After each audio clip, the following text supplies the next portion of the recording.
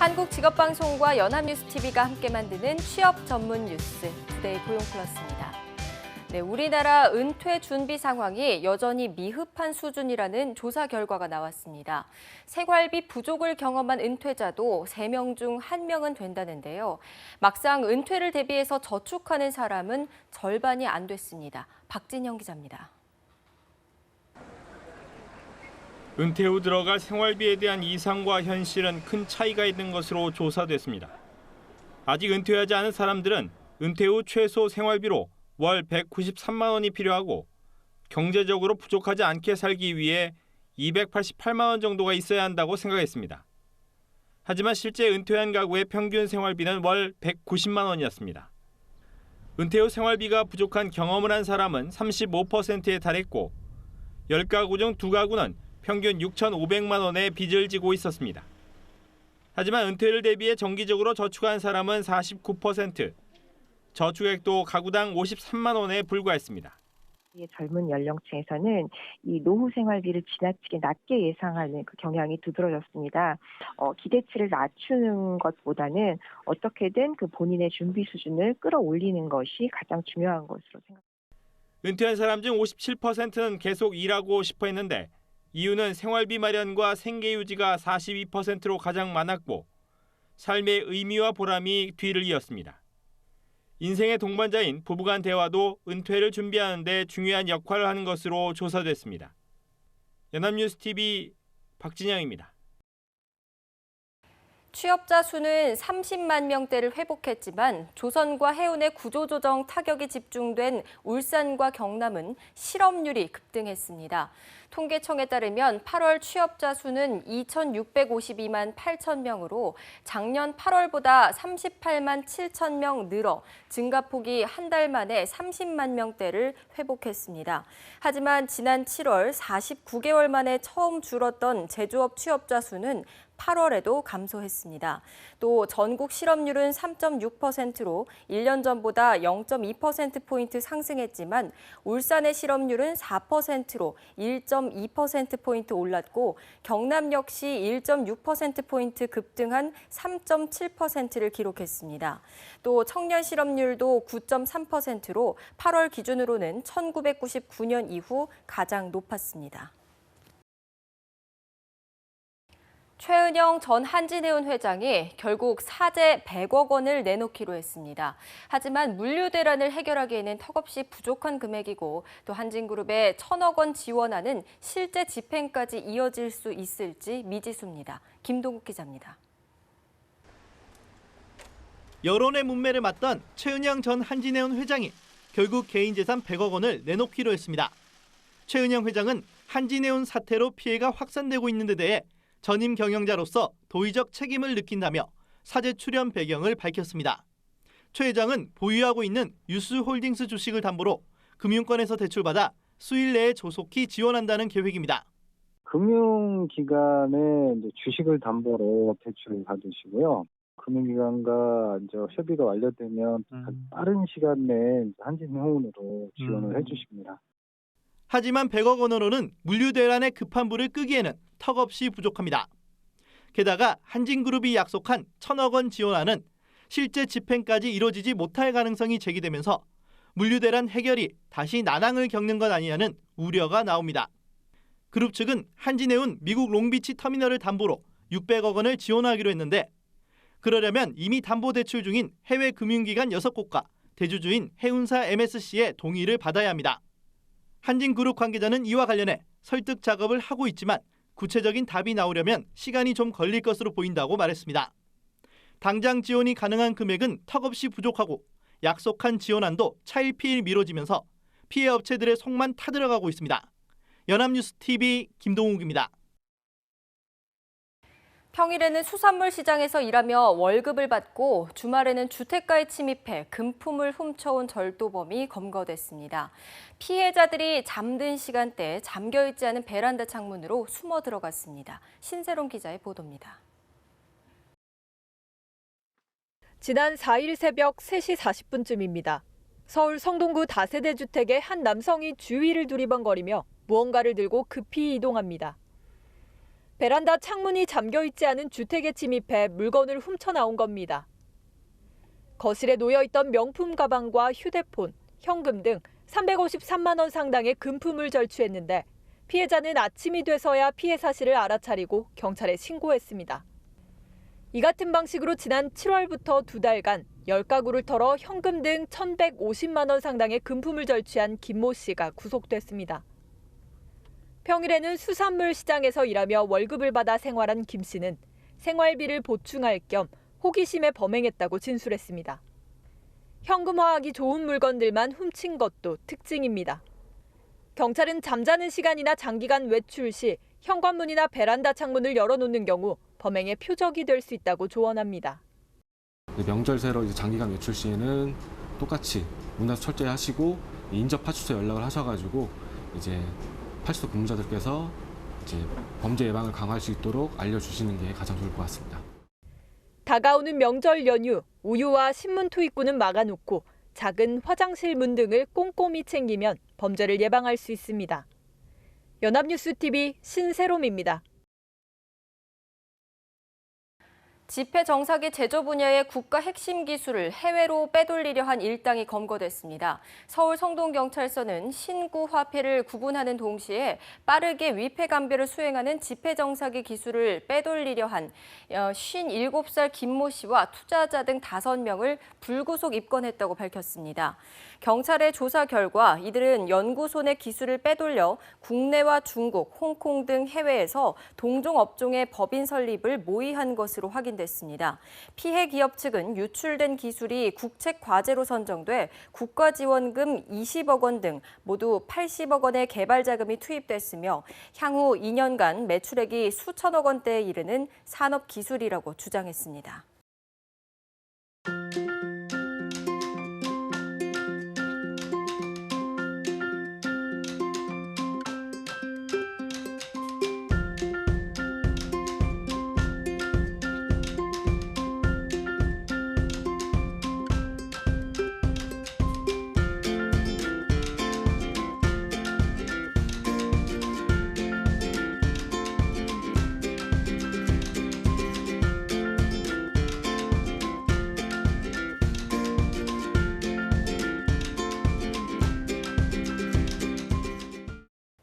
명절에는 식당들이 문을 닫는 경우가 많다 보니 홀로 명절을 보내는 이들은 끼니 걱정이 이만저만이 아닙니다. 이렇게 귀성을 포기한 귀포족들의 든든한 한 끼를 위해서 편의점들이 다양한 도시락을 선보이고 있습니다. 한지희 기자입니다. 추석을 앞두고 편의점 도시락이 알록달록 색동옷으로 갈아입었습니다. 궁중 너비아니의 잡채나물, 오색전까지 푸짐하게 담긴 도시락들이 마치 풍성한 명절 식탁을 닮았습니다. 명절 도시락은 일반 도시락보다 손이 많이 가다 보니 추석 기간 동안만 한정 판매합니다. 직장인 김성규 씨도 이번 명절에는 고향집에 가는 대신 도시락으로 간편하게 끼니를 해결할 계획입니다. 명절 때 식당 가고 문을 닫길래 되게 걱정을 많이 했었는데 편의점에서 이렇게 전 도시락이 출시되어서 명절 분위기도 낼 수 있었고 전도 맛있고. 도시락은 명절 연휴 기간 편의점의 전략 상품이 됐습니다. 한 편의점 업체가 명절 기간 동안 도시락 매출을 분석했더니 2013년 18.4%였던 신장률이 지난해엔 45%까지 뛰었습니다. 집밥이 떠오르는 반찬부터 그릇채로 먹는 찌개, 최근에는 호텔 셰프가 개발한 양식까지 종류도 다양해졌습니다. 매주 다양한 상품과 메뉴를 개발하여 출시하고 있습니다. 이번 추석에는 어떤 도시락을 먹을까 고민되시는 분들은 도시락 예약 주문 서비스를 이용해 보셔도 좋을 것 같습니다.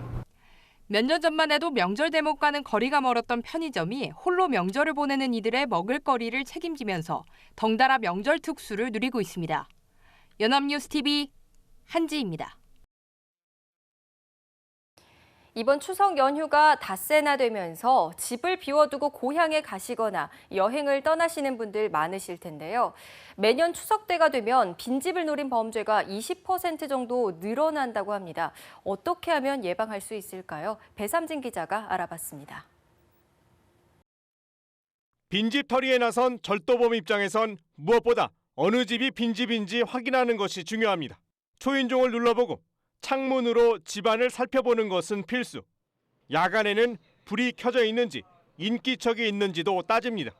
지나가다가 불 꺼진 집만 이렇게 있으면 그냥 들어가고 사람 있으면 그냥 나와버리고 창문 열어가지고 인기척이 안 나면 문 열고 들어가고 그랬습니다.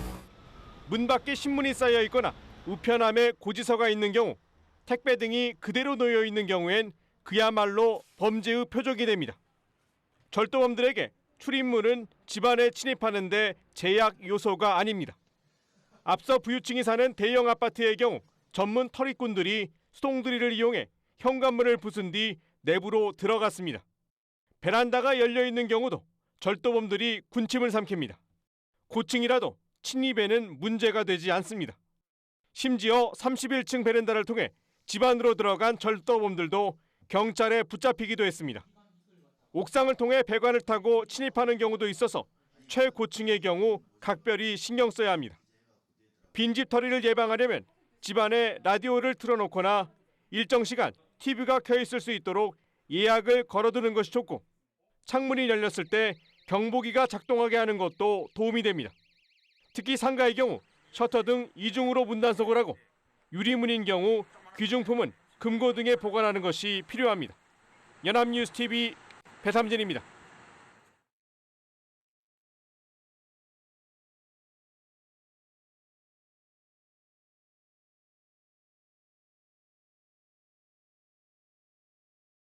대한민국의 오늘을 통계로 알아보는 투데이 데이터 뉴스 시간입니다. 강설희 아나운서 함께합니다. 안녕하세요. 네, 안녕하세요. 투데이 데이터 뉴스 시간입니다. 폭염은 지났지만 늦더위가 계속 이어지고 있죠. 이런 가운데 민족의 대명절 추석이 바로 코앞으로 다가왔습니다. 얼마 전 12일과 13일이 임시 공휴일로 지정된다는 소식에 많이들 설레셨지만 아쉽게도 소문일 뿐이었습니다. 하지만 이 5일이라는 짧지 않은 연휴를 앞두고 모두 분주한 모습인데요. 그래서 오늘은 2016 추석 명절에 대해서 이야기해볼까 합니다.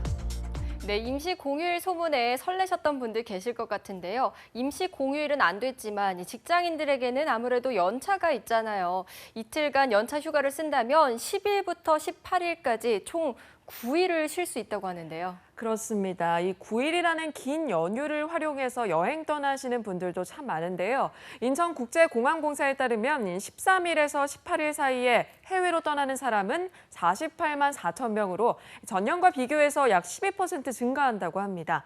하지만 모두가 이렇게 연차를 내고 떠날 수 있는 건 아닌데요. 직장인 1,370명에게 이번 샌드위치데이 연차를 내는지 물어봤습니다. 71.8%가 이번 연휴에 연차를 쓰지 않는다고 답했습니다. 샌드위치데이 이틀 모두 휴가를 낼 것이라고 답한 직장인은 10.9%로 10명 중에 1명밖에 없었고요. 하루만 휴가를 낸다는 직장인도 17.3%에 그쳤습니다. 네, 그렇군요. 이 연차가 있지만 눈치 보느라고 쓰지 못하는 분들 많은 것 같아서 안타깝습니다. 정부에서도 연차 사용을 독려했었는데 효과가 그렇게 있는 것 같지는 않습니다. 네, 그렇습니다. 고용노동부에서 발표한 우리나라 근로자의 연차 사용률은 57.8%입니다. 절반이 조금 넘는 수치인데요. 이번 추석 연휴에도 많은 분들이 연차 쓰기를 포기하신 것 같습니다. 오히려 연휴 기간에 출근하는 분들도 많았는데요. 직장인의 22.2%, 10명 중 2명 정도는 연휴 기간에 출근을 한다고 답했습니다. 네, 그렇군요. 그런데요, 내년 달력을 보면서 벌써부터 설레하시는 분들이 있다고 들었어요. 내년에 그야말로 황금 연휴가 기다리고 있다고 하던데요. 네, 그렇습니다. 올해 제대로 쉬지 못한 직장인들을 위한 희소식 준비해왔습니다. 내년 추석에는 단 하루의 휴가로 무려 열흘을 쉴 수 있는 황금 추석 연휴가 기다리고 있습니다. 내년 추석 연휴는 10월 3일부터 5일까지 이렇게 총 3일인데요. 추석 연휴 앞뒤로 대체 공휴일인 개천절 또 한글날이 있어서 무려 7일의 연휴가 생기게 됩니다. 또 여기에 단 하루만 휴가를 내시면요. 9월 30일부터 10월 9일까지 총 열흘간의 연휴를 즐기실 수 있는 겁니다. 좀처럼 만나기 힘든 장기 휴가인 만큼 미리 계획하셔서 재미를 느껴보시는 것도 좋을 것 같습니다. 네, 역대 최장 기간인 것 같은데요. 벌써부터 내년 추석 계획 세우시는 분들 많을 것 같습니다. 자, 그런데요. 이 명절하면 또 만만치 않은 지출도 생기기 마련이죠. 그나마 상여금을 받는 분들은 부담이 조금 덜할 것 같은데 사정이 어떤가요? 어떤가요? 네, 취업포털 잡코리아에서 남녀 직장인 1,370명을 대상으로 조사를 했는데요. 추석 상여금을 받는다는 직장인은 52.9%에 불과했습니다. 안타깝게도 절반 수준에 그친 건데요. 상여금을 받는 경우도 기업 형태별로 차이가 있었습니다.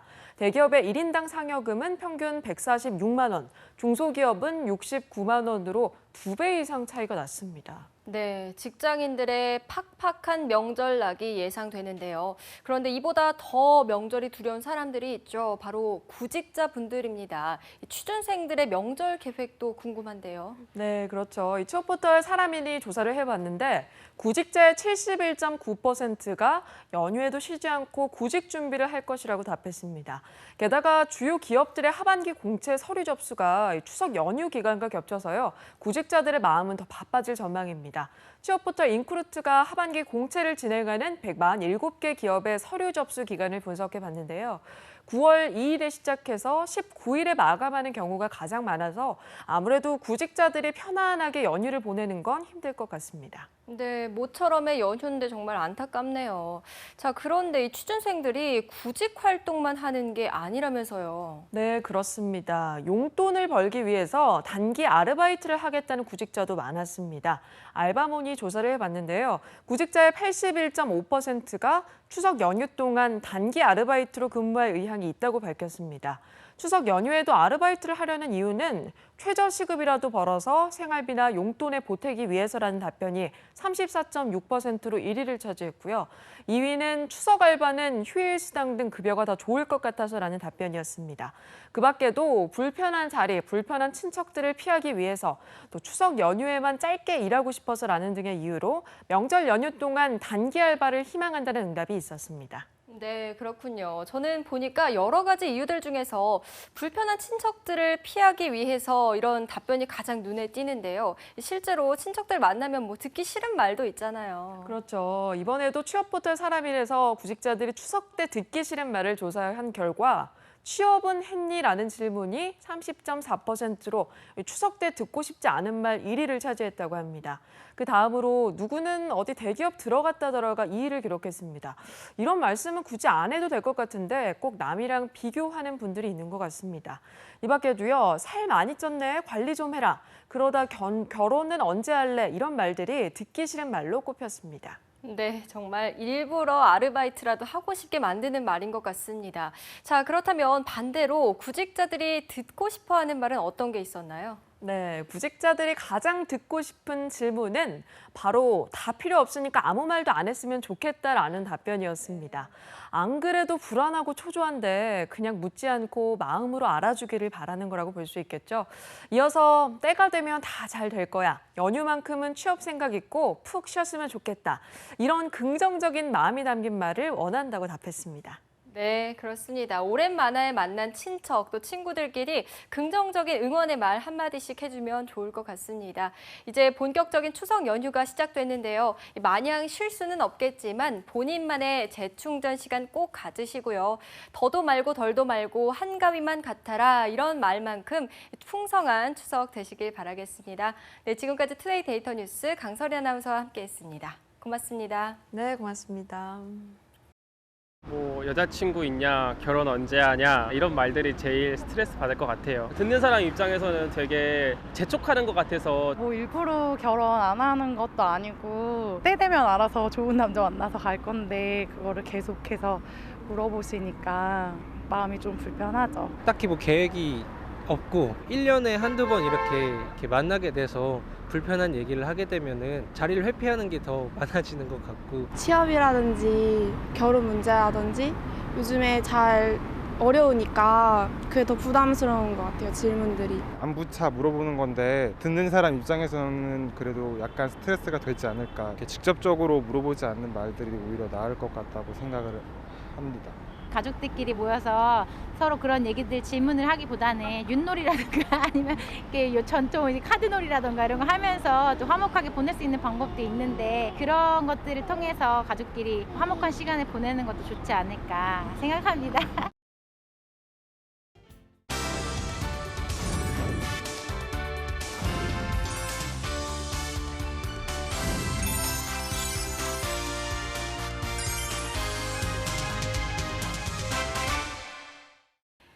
투데이 고용 플러스 오늘 준비한 소식은 여기까지입니다. 함께해 주신 여러분 고맙습니다.